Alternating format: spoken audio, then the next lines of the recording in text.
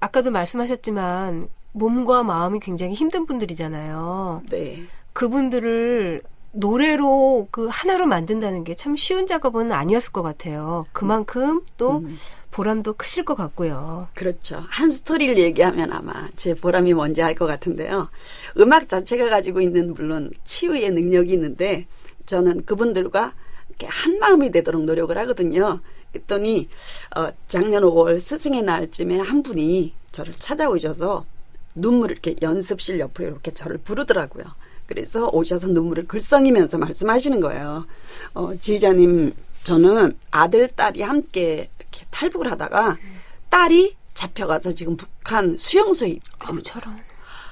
그러니까 아들 때문에 죽을 수도 없는데 그러니까 불면증과 우울증으로 시달렸는데 합창을 하면서 삶의 의욕이 생기고 그런 증상들이 없어졌다는 거예요. 그러니까 뭐라고 감사해야 할지 하면서 눈물을 글썽이는데 제가 그때 그분을 안아주면서 제가 울었어요. 그러니까 이런 것이 보람인 거죠. 그래서 제가 음악을 전공한 게 너무 감사하다. 이렇게 나눌 수 있는 게 감사하다. 그런 생각을 하니까 제가 삶의 의미가 생기더라고요. 이 사명도 생기고 참 너무 감사했죠.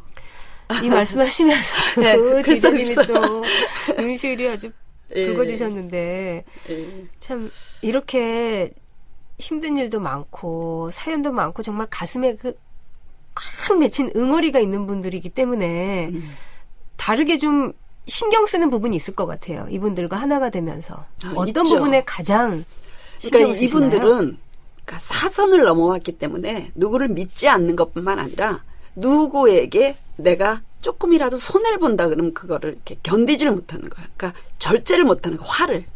그러니까 상처가 많고 배려도 부족하고 쉽게 화내고 이런 분들에게 저는 노래보다 가르치는 것이 뭐냐면 우리가 생명이 있는 것이 귀한 것이거든요. 그러니까 여러분들이 탈북하는 과정에서 그 아픔을 잊을 수는 없겠지만 서로 사랑하고 귀히 여기고 서로 양보하고 배려하고 이렇게 해서 우리는 물망초의 홍보대사로서 좀 더 품위를 지켰으면 좋겠다. 그렇게 하면서 저는 노래보다 인간성, 인격의 회복을 더 중점을 두고 가르쳤더니 노래는 자동적으로 따라오고요. 이제는 오히려 저한테 조그만 선물들도 해요. 그러니까 떡 만들었다고 한 3개쯤 가지고 오시고 뭐 가재미 식혜 뭐 이런 거 좀 요만한 데 담아서 갖다 주시고. 작지만 그게 그분들의 마음이잖아요. 그렇죠. 그러니까 그런 면으로 상처가 치유가 되는 거예요. 그러니까 노래만 가지고 하는 게 아니라 우리가 이렇게 인격적인 만남을 가지는 것이 굉장히 중요한 거죠. 네. 앞으로 어떤 합창단으로 만들고 싶으세요? 저는 글쎄요. 노래 잘하는 합창단도 좋겠지만 우리가 먼저 베풀고 배려하는 합창단을 만들고 싶어요. 그래서 당분간 어떤 대회 같은 거 스트레스 쌓이는 거는 안 나가고 싶은데 소외된 이웃들을 위한 어떤 아름다운 음악회는 꼭 열고 싶어요. 남들을 위해서 베푸는 일을 계속 하시는군요. 그렇죠. 그래서 사실 얼마 전에 2주 전에는 저희가 깜짝 합창 연주회가 사무실에서 있었어요. 연주회장이 아니고. 그게 뭐냐면 물망초 꽃망울이라고. 이게 뭔가요? 네. 탈북 청소년이나 대학생들을 우리가 꽃망울이라고 불러요. 근데 그 꽃망울들을 미국 어학연수를 후원하는 그 기프트 투 에이시아라는 그룹의 그 회장단들이 한국을 방문하면서 우리 합창단이 있다는 걸 알고 연습을 이렇게 보러 오시겠다고 그것도 하루 전에 연락을 받은 거예요. 저희가 화요일마다 연습하는데 월요일에 오후에 연락을 받은 일주일에 거예요. 한 번씩 모여서 연습하시는데. 네. 근데 저는 그래서 이번 기회에 우리 단원들에게도 보은음악회가 뭔지를 가르쳐주고 싶어서 제가 막 전날에 작전을 짠 거예요. 드레스 입고 오고 구두도 입고 오고 저도 턱시도 입고 정식으로 다 제대로 해서 깜짝 보은 쇼를 하자. 그렇게 해서 준비를 했어요. 근데 그분들이 이렇게 들어오시는데 우리 연습 장면을 보려고 이렇게 눈치 보고 들어오는데 우리가 합창단이 연주 대형으로 탁 써서 기다리니까 얼마나 놀라셨겠어요. 그래서 합창 연주가 끝나고 나니까 회장님께서 눈물을 흘리시느라고 이렇게 말을 잇지 못하시고 너무 감동이에요. 그렇죠. 그리고 제가 너무 감사했던 게 우리 단원들은 외국인들 앞인데도 전혀 주눅들지 않고 당당하고 그 밝은 표정으로 노래를 하고 나니까 본인들이 보람과 자부심을 느낀 그런 연주회였잖아요. 그래서 제가 정말 말로 다 할 수 없는 그 표현할 수 없는 그런 칭찬을 해드렸어요. 저는 여러분들이 너무 자랑스럽습니다. 막 박수도 쳐드리고 안아드리고 그랬어요. 그러니까 굉장히 보람 있는 그런 연주회가 됐었죠. 참 서로가 가족 이상일 것 같고요. 그럼요. 32명이지만 하나의 마음으로 똘똘 뭉친 그런 분들이 아닐까 싶어요. 그렇죠. 그러니까 제가 언니라고 부르지만 저도 56세인데요.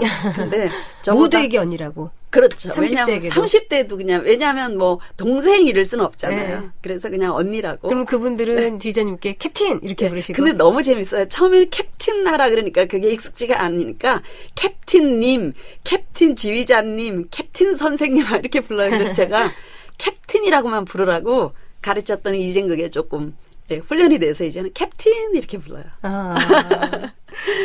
어떠세요? 개인적인 소망, 계획 있으시면 좀 얘기 좀 해주세요. 네. 개인적으로는 제가 사단법인 살렘이라는 그 문화법인의 이사장이거든요. 네. 네, 거기가 사실 이 합창을 하는 것도 그것의 이사장으로서 이제 저희 교육의 일환으로 하는 거거든요. 네. 그래서 저희 사단법인 살렘도 좀 더 이렇게 사회적으로 이렇게 어려운 이웃에게 다가가는 거기에 대해서도 저희가 조금 더 활발하게 했으면 좋겠고요. 그리고 물망초 합창단은 정말 많이 힘들지만 우리가 그걸 통해서 치유되고 또 남들을 배려하는 합창단이 되는 그런 소망이 있습니다. 그리고 무엇보다 이분들이 본인들이 참 귀한 사람이라는 생각을 늘 가지고 행복한 시간들을 보냈으면 좋겠어요. 아까 스트레스 받는 대회는 안 나간다고 하셨지만 네. 남들에게 그 좋은 에너지를 기쁨을 주는 그런 무대는 또 많이 서실 것 같네요. 그렇죠. 계속 앞으로, 좀 네. 잡혀 있으세요, 스케줄이? 그럼요. 그리고 요번에 국가인권위원회에서 하는 그런 요번 심포지엄이 있는데 우리가 식전 행사로 요번 19일에 연주가 있습니다. 네. 그러니까 좀 거창한 연주죠. 네네네. 예. 그리고 국가 심포지엄에서. 그렇죠. 예. 그리고 또 아름다운 음악회들이 조금 있고요. 네. 그리고 가능하면 하나원에서 이분들이 훈련받은 곳에서 네네. 연주를 하려고 지금 알아보고 진행 중에 있습니다. 다들 생업이 있지만 또 이 활동을 하시는 거잖아요. 예, 근데 생업이 없는 분들도 많아요. 왜냐하면 몸이 아파서 어디 식당에서 허드렛 일도 못 하신다는 얘기를 듣고 제가 굉장히 가슴이 그런데도 아파요. 그렇게 엄청난 에너지를 뿜어내면서 합창을 그럼요. 하시니 참 지휘자님께서 처음에 들어오셨을 때부터 아주 밝은 에너지가 있었는데요. 좋은 에너지 받고 갑니다. 감사합니다. 네, 감사합니다. 네, 오늘 탈북 여성들로 구성된 물망초 합창단의 이선주 지휘자 모시고 얘기 나눠봤습니다. 고맙습니다. 감사합니다.